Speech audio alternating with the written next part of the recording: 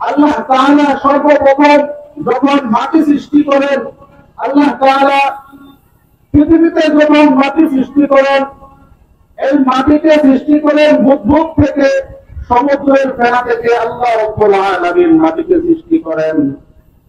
এবং মাটিকে সৃষ্টি করার পর এই মাটি থরথর করে কাঁপতে লাগলো।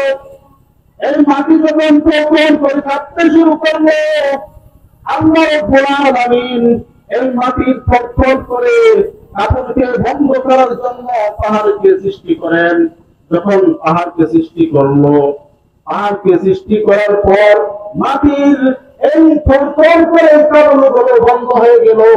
এজন্য বলা হয় পৃথিবীতে মাটি যে সৃষ্টি করেছেন, মাটি হচ্ছে এই পৃথিবীর মধ্যে শক্তিশালী একটি বস্তু। এই শক্তিশালী মাটির চাইতে শক্তিশালী বস্তু হচ্ছে পাহাড়। মাটিকে থরথর করে যখন কাঁপতে শুরু করলো, তখন তার চাইতে আরো শক্তিশালী আরেকটি বস্তু তৈরি করলেন, সেটা হচ্ছে পাহাড়। এই পাহাড় হচ্ছে মাটির চাইতে শক্তিশালী বস্তু। পাহাড়ের চাইতে শক্তিশালী বস্তু কি? পাহাড়ের চাইতে শক্তিশালী বস্তু হচ্ছে লোহা।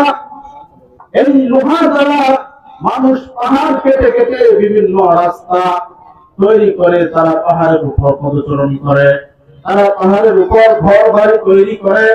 এই পাহাড় থেকে শক্তিশালী হচ্ছে আগুন, লোহা থেকে শক্তিশালী হচ্ছে আগুন। এই আগুন দ্বারা লোহাকে পুড়িয়ে গলিয়ে বিভিন্ন জিনিসপাতি তৈরি করা হয়।